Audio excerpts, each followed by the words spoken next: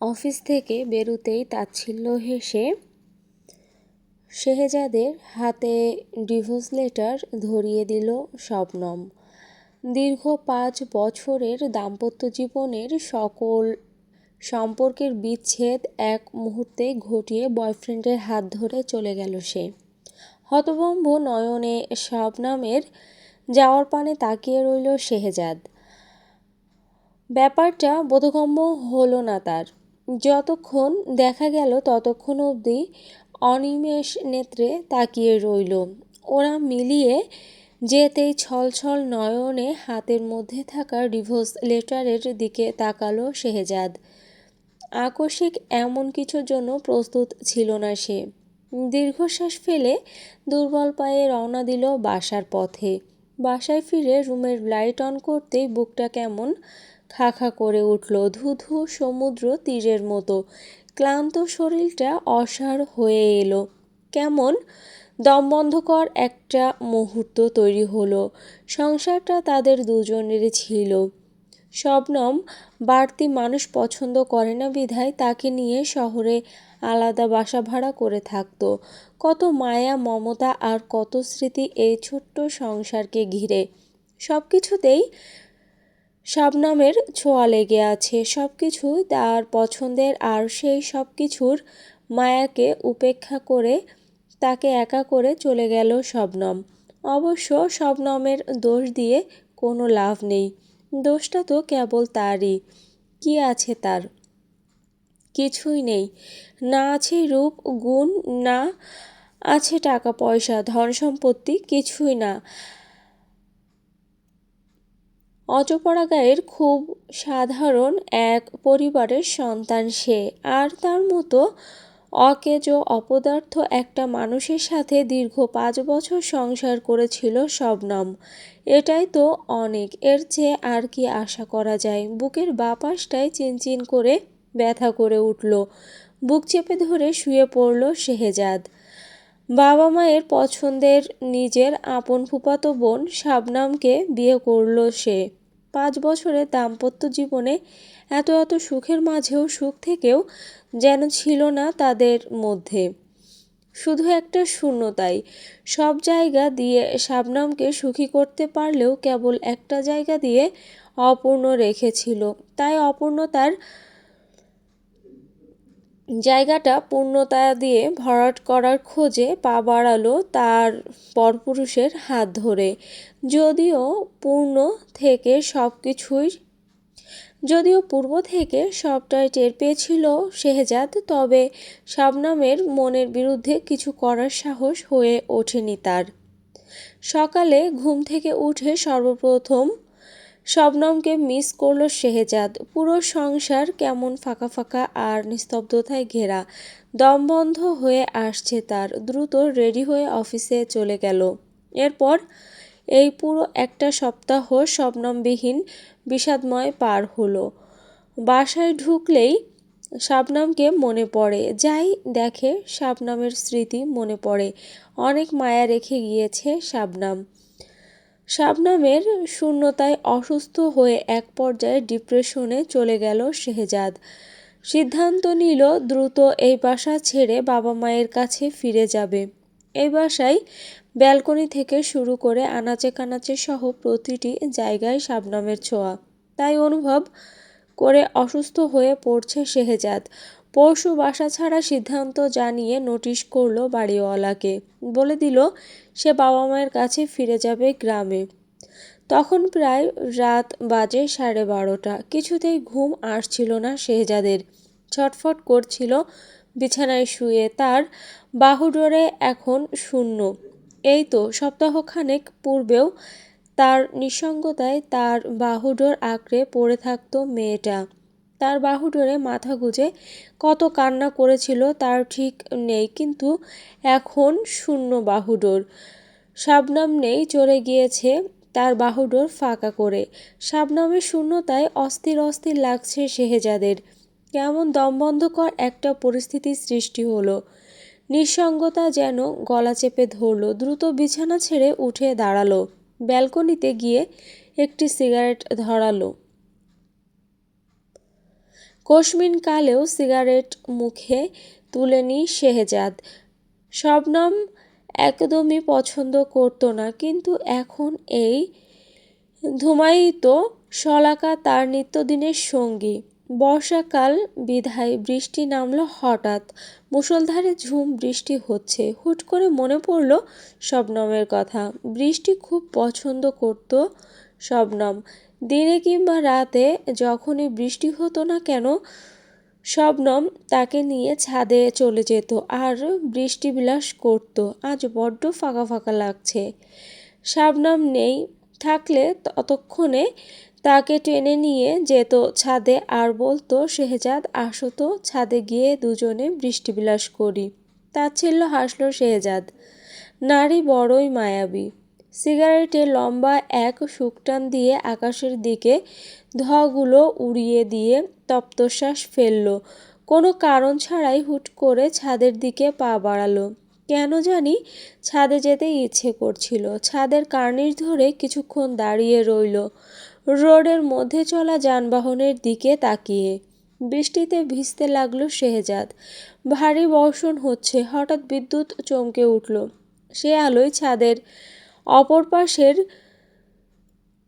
ট্যাঙ্কির পাশে সাদা কিছু একটা দেখতে চমকে উঠল শেহজাদ। কৌতূহলী হয়ে কাছাকাছি এগিয়ে যেতেই হঠাৎ গুনগুন করে কান্নার শব্দ শুনতেই ভড়কে গেল।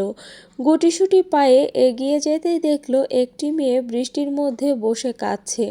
কৌতূহলী হলো শেহজাদ।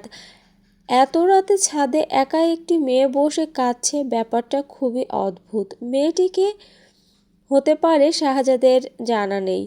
পিঠ অবধি মাঝারি চুলগুলো দিয়ে মুখ সব ঢাকা। এই মেয়ে কে তুমি? এত রাতে বৃষ্টিতে ভিজে এখানে বসে কাঁদছো কেন? Any problem? চমকে উঠল মেয়েটি। শেহজাদকে দেখতেই ভয় পেয়ে আচমকা চিৎকার করে উঠে সেন্সলেস হয়ে ছাদের ফ্লোরে লুটিয়ে পড়তে নিতেই হুট করে ধরে ফেলল শেহজাদ। হতভম্ব হলো সে। অন্তত এমন কিছুর জন্য প্রস্তুত ছিল না। ঠিক কী হলো সব তার মাথার উপর দিয়ে গেল। নিজের শরীরের সম্পূর্ণ ভারসাম্য হারিয়ে ফেলল মেয়েটি। বৃষ্টির কারণে পুরো ছাদ পানিতে ভরে গিয়েছে। চিকন পাইপ দিয়ে যেতে পারছে না বোধহয় পানিগুলো, তাই নিজের সাথে জড়িয়ে নিল মেয়েটিকে। মেয়েটিকে একা ছেড়ে চলে যেতে পারল না শেহজাদ। বিবেকে বাধছিল। পাজাকোলা করে কোলে তুলে যেই না ছাদ থেকে সিঁড়িতে এক পা ফেলবে, আকস্মিক মুখোমুখি হলেন মোশাররফ সাহেব এবং সুলতানা খাতুনের। হকচকিয়ে উঠল শেহজাদ, তবে স্থির রইল। শেহজাদের কোলে মিঠিকে দেখতেই চমকে উঠলেন মোশাররফ সাহেব। ঘণ্টাখানিক পূর্বে বাসা থেকে বেরিয়ে গিয়েছিল মিঠি। বাড়ির সব ফ্ল্যাটে খুঁজেও যখন পেলেন না, তখন ভাবলেন ছাদে দেখবেন, কিন্তু এমন কিছু দেখবেন আশা করেননি। আচমকা চিৎকার চেঁচামেচি করে উঠলেন সুলতানা খাতুন। ভড়কে গেল শেহজাদ। এই ছেলে, আমার মেয়ে তোমার কোলে কেন? ও আপনাদের মেয়ে? মোশাররফ সাহেব বললেন, হ্যাঁ, ও আমার মেয়ে। আমাকে দেখে ভয় পেয়ে হঠাৎ সেন্সলেস হয়ে পড়েছিল। সুলতানা খাতুন বললেন, মিথ্যা কথা বলছো। মিথ্যা বলবো কেন? সত্যি করে বলো, তুমি ওর সাথে কি করেছো? কিছু করিনি, ও আমাকে দেখে ভয় পেয়ে সেন্সলেস হয়ে পড়েছিল, এর বেশি কিছুই না। মিথ্যা কথা, বিশ্বাস করি না তোমার কথা। নিশ্চয়ই তুমি ওর সাথে খারাপ কিছু করেছো, নয়তো ও সেন্সলেস হবে কেন? এইসব কি বলছেন আপনি? কি করেছো সেটা বলো, নয়তো পুলিশে দিব তোমাকে। যা ইচ্ছে তাই করুন। থ্রেট দিচ্ছ আমাকে? বিরক্ত হলেন মোশাররফ সাহেব। শেহজাদকে তিনি চিনেন। এই তো মাস 2-3 হলো তারা এই বাসায় ভাড়া উঠেছে।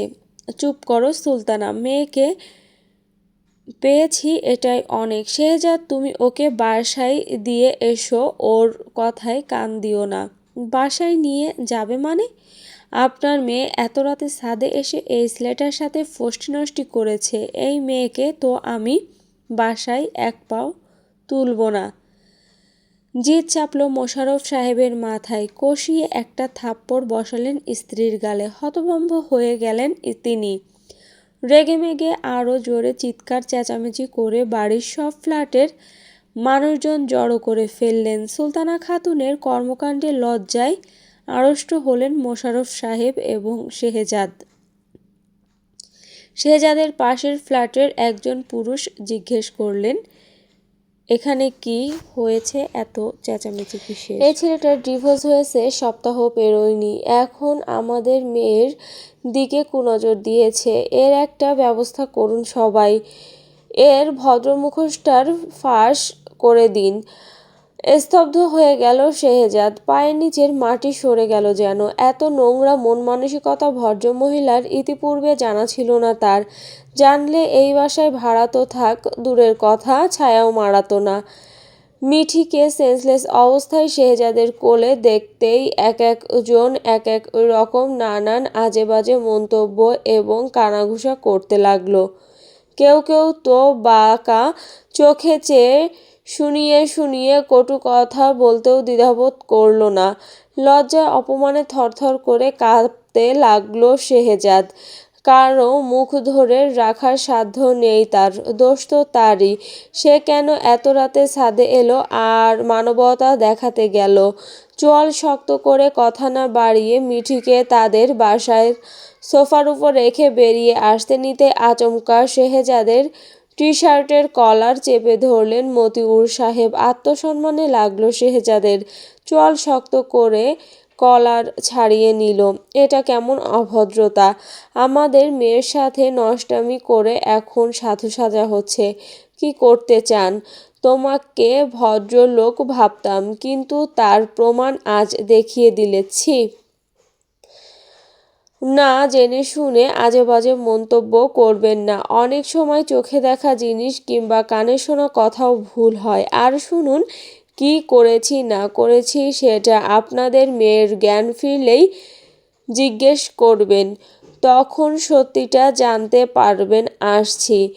বেরিয়ে যেতে নেয় শেহজাদ, কিন্তু সুলতানা খাতুনের ভাইয়েরা কিছুতেই বেরুতে দিল না তাকে। উল্টো কাজীকে ফোন করে আসতে বলল। চেঁচামেচির শব্দে মিঠির মামিরাও উঠে এলো তাদের বাসায়। ঘটনা শুনে মিঠির চোখে মুখে পানি ছেটাতেই পিটপিট করে তাকালো। কাজী আসতেই জোরপূর্বক বিয়ে পড়িয়ে দিল দুজনের। শেহজাদ আর দাঁড়ালো না, কবুল বলেই বেরিয়ে গেল। পেছন থেকে অকথ্য ভাষায় বকাবকি করতে লাগলেন সুলতানা খাতুন। মিঠির ড্রেস চেঞ্জ করে তার মামিরা জোরপূর্বক ধরে নিয়ে গেল শেহজাদের ফ্ল্যাটে। রাগে ফুঁসতেছে শেহজাদ, ভেঙে ফেলতে ইচ্ছে করছে সব। ভেজা টি-শার্ট খুলতেই হঠাৎ নখ পড়ল ডোরে। আরেকটা গায়ে দিতেই আরও কয়েকবার নখ পড়ল। বিরক্ত হয়ে ডোর খুলতেই দেখল মিঠিকে নিয়ে দাঁড়িয়ে রয়েছেন তার মামিরা। কিছু বলতে ইচ্ছে করল না, কিন্তু মিঠির মুখের দিকে তাকিয়ে রাগ দমন করল। সেন্স ফেরার পর থেকে মিঠি সেই একইভাবে রয়েছে, একটা বারের জন্যও মাথা তোলেনি। মিঠির বড় মামি শায়লা খাতুন বাঁকা গলায় বললেন, কবুল বলে চলে এলে, তোমার কাণ্ড জ্ঞান বলতে কিছুই নেই। আমাদের মেয়েকে সস্তা বলে মনে হয় তোমার? তো কি করব? এই ছেলে একদম চুপ। ফষ্টি নষ্টি করার সময় মনে ছিল না কার মেয়ের দিকে হাত বাড়িয়েছ? ভদ্রভাবে কথা বলুন।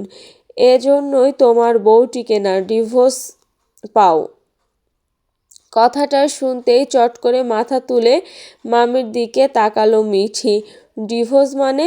জিজ্ঞেস করতে ইচ্ছে করলেও করল না। দাঁতে দাঁত চাপল শেহজাদ। সবগুলো মহিলা এক। সাবধান বলে দিচ্ছি, তোমার হাড়গোড় সব ভেঙে ফেলবে ওর মামারা। বাসার ভেতরে ঢুকলেন ওনারা। মিঠিকে বুঝিয়ে শুনিয়ে চলে গেলেন। মাথা নুইয়ে দাঁড়িয়ে রইল মিঠি। তার দিকে এক পলক তাকালো শেহজাদ। পরনে নতুন ড্রেস। মাস ৩-৪ হবে সে এই বাসায় ভাড়া উঠেছে, তবে মিঠিকে কখনো দেখেনি। মিঠি নামের মোশাররফ সাহেবের একটি মেয়ে রয়েছে সেটাও জানতো না। অবশ্য এইসব তার জানার কথাও নয়। মিঠির সামনে এসে দাঁড়ালো। মিঠি এখনও তার দিকে তাকায়নি, শকড হয়ে রয়েছে।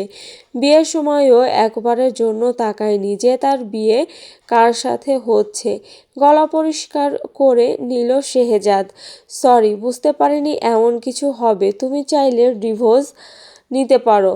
চোখ তুলে তাকাতেই চমকে উঠে কয়েক পা পিছিয়ে গেল মিঠি। আপনার সাথে বিয়ে হয়েছে আমার? হ্যাঁ। অবিশ্বাস্য নয়নে তাকিয়ে রইল মিঠি। মস্তিষ্ক টকবক করছে ফুটন্ত পানির ন্যায়। মানুষটা দেখতে কুচকুচে কালো, আর স্বাস্থ্য বলতে ভুঁড়ি একটা রয়েছে। মিঠির বিশ্বাসই হচ্ছে না কুচকুচে কালো ভুঁড়িওয়ালা একজন মানুষের সঙ্গে বিয়ে হয়েছে তার। আপনি ডিভোর্সড? মাথা নাড়ালো শেহজাদ। হ্যাঁ।